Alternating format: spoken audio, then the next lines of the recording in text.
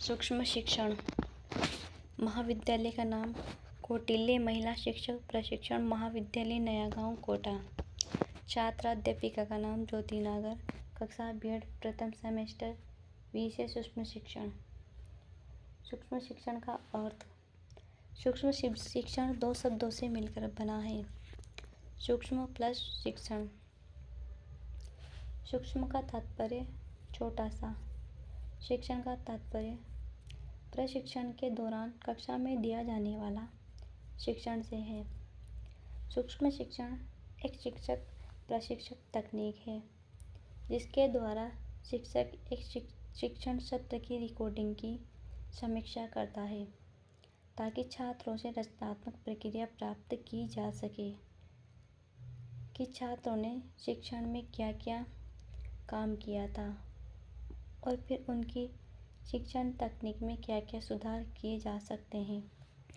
सूक्ष्म शिक्षण का आविष्कार 1960 में W. एलन के द्वारा किया गया।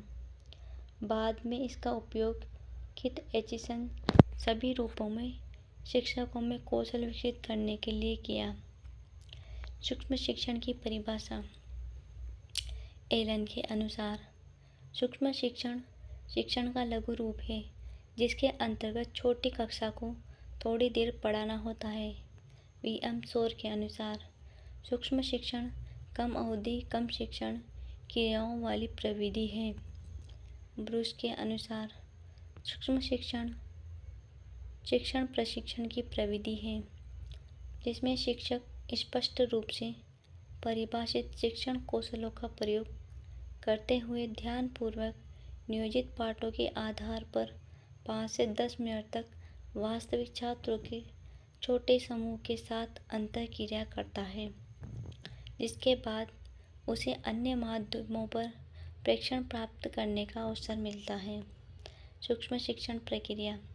इस प्रक्रिया में एक छात्र अध्यापिका किसी भी एक शिक्षण कौशल का अभ्यास करने के लिए एक छोटी सी विषय वस्तु पर पाठ योजना बनाकर पढ़ाती है। 5 से 7 मिनट तक पढ़ाने के पश्चात छात्र अध्यापिका पढ़ाना बंद कर देती है और फिर छात्र अध्यापिका को एक श्रोता जैसे निरीक्षक सहपाठी आदि द्वारा पृष्ठपोषण प्रदान किया जाता है। पृष्ठपोषण प्राप्त करने के पश्चात छात्रा अध्यापिका अपनी पाठ योजना पर दिए गए सुझाव के आधार पर परिवर्तन लाती है। इसके पश्चात उसे पुनः पृष्ठपोषण दिया जाता है और पृष्ठपोषण के पश्चात अपनी कमियों को देखकर अपने शिक्षण में सुधार लाती है। सूक्ष्म शिक्षण के सिद्धांत। यह वास्तविक कौशल है। इसमें एक समय में एक ही कौशल के प्रशिक्षण पर बल दिया जाता है। अभ्यास की प्रक्रिया पर नियंत्रण रखा जा सकता है तथा पृष्ठपोषण के प्रभाव से आत्मविश्वास विकसित होता है। छात्र अध्यापिका को एक एक करके विभिन्न कौशल शिक्षण में कुशलता प्राप्त होती है।